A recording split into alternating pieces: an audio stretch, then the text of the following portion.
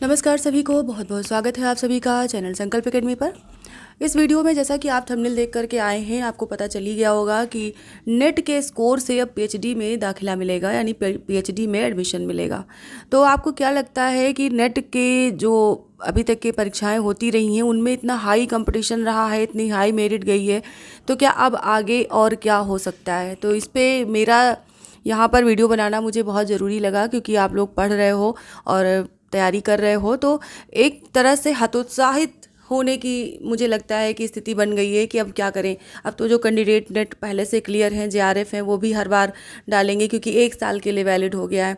तो इस कंडीशन में हम अपने आप को कैसे पॉजिटिव रखें और कैसे तैयारी करें, कैसे जो है नेट के सिलेबस को 1 साल के अंदर जो वैलिड वाली एक दिक्कत कह सकती हूँ मैं आ रही है कि हमें पीएचडी में अगर एडमिशन लेना है तो हम हर साल नेट का फॉर्म अप्लाई करें, तो इससे भीड़ बढ़ जाने वाली है और काफ़ी ज़्यादा मात्रा में लोगों के अंदर और टफ कंपटीशन होने वाला है, क्योंकि काफ़ी दिनों से इस बात का एक अंदेशा था कि ऐसा हो सकता है कि नेट जो है वो 1 साल के लिए वैलिड हो सकता है। लेकिन अभी ये एक न्यूज़ आ गई, ऑफिशियल न्यूज़ आ गई है, जिसमें कहा गया कि पीएचडी दाखिले यानी पीएचडी कार्यक्रम के दाखिले के लिए अब उम्मीदवारों को अलग अलग विश्वविद्यालयों की जो एंट्रेंस परीक्षा होती थी वो नहीं देनी है, बल्कि अब क्या करना है कि इसमें जो भी नेट हैं इसका वेटेज मिलेगा। यानी कि जो जेआरएफ है उनकी 3 कैटेगरी, मतलब जितने भी नेट जेआरएफ है उनकी 3 कैटेगरी बनाई जाएंगी। इसमें क्या होगा, 3 श्रेणियों में कैंडिडेट को लाभ देने की बात कही गई है, जिसमें कहा गया कि जो जेआरएफ होंगे वो फर्स्ट श्रेणी में आएंगे, यानी कि पहली श्रेणी में आएंगे, और उसके साथ वो सहायक प्रोफेसर के साथ पीएचडी दाखिले के और फेलोशिप के लिए भी योग्य होंगे और इनको इंटरव्यू देना होगा। तो इसके लिए एक जो यूजीसी रेगुलेशन 2022 का आधार है उसे लिया जाएगा, और श्रेणी 2 में जो मध्यम परसेंटाइल वाले सहायक प्रोफेसर और पीएचडी दाखिले के लिए योग्य माने जाएंगे, और इसके बाद तीसरी श्रेणी में सिर्फ वो लोग आएंगे जो कि सफल हैं, नेट हैं और जिनकी की मेरिट कम है। तो परसेंटाइल से यहाँ पर अब आप एडमिशन मिलने वाला है। ये मान के चलें कि जो ये 3 श्रेणियाँ हैं इसमें 70% वेटेज में इसको बदलना है और 30% का इंटरव्यू होगा, यानी 30% का इंटरव्यू होगा और 70% जो है वो नेट के ऊपर डिपेंड होगा, जेआरएफ के ऊपर डिपेंड होगा, परसेंटाइल के ऊपर डिपेंड होगा।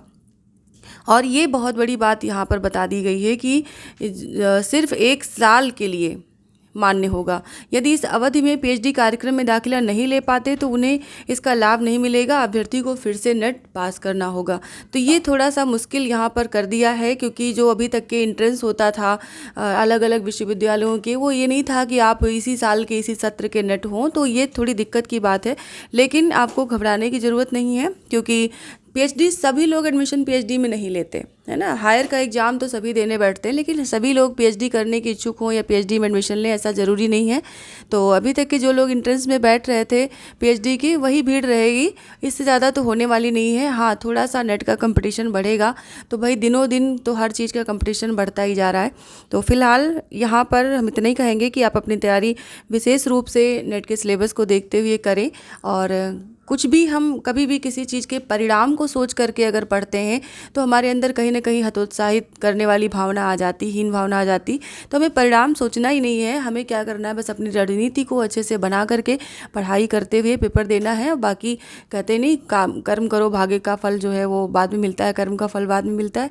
तो उसी वाली कंडीशन पे, लेकिन हाँ, अपना 100% देने की ज़रूरत है। और बाकी जो एडमिशन की बात है पीएचडी, तो सभी लोग तो एडमिशन नहीं लेते, यानी पीएचडी कार्यक्रम में, क्योंकि काफ़ी लोग जॉब में होते हैं, जॉब के भी कुछ अलग से नियम होते हैं कि वो नहीं ले सकते एडमिशन, या पार्ट टाइम ले सकते हैं। तो फुल टाइम में पीएचडी के लिए उतने ही लोगों की भीड़ रहेगी जितने लोगों की अभी तक रहती रही है।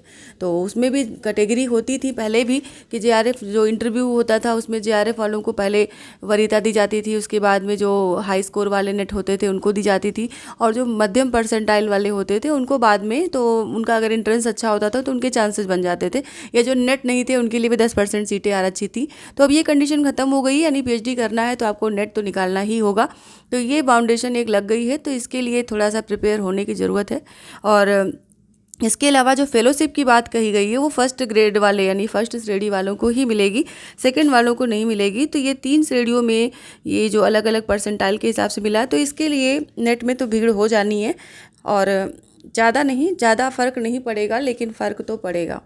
तो इसलिए उसी फ़र्क के हिसाब से अपनी तैयारी बेहतर करें, अच्छे से पढ़ें। और नेट के सिलेबस को कवर करते हुए वीडियोज़ मैं अपलोड कर रही हूँ इस समय, तो आप लोग उसको भी देख सकते हैं हिंदी सब्जेक्ट से। बाकी जो अन्य जो बनाई गई हैं वीडियोज़, जैसे 7000 प्रश्नों वाली सीरीज़ है ये चल रही है, वो टीजीटी पीजीटी बेस है खासकर, और नेट के भी संभावित प्रश्न उसमें कुछ डाले गए हैं, तो उनको भी देख सकते हैं। और अभी के लिए इतना ही, मिलते हैं नेक्स्ट वीडियो में अपने सिलेबस के साथ, अपने पढ़ाई करते हुए आपकी प्रैक्टिस सेट के साथ। और अभी के लिए इतना ही, सभी को धन्यवाद।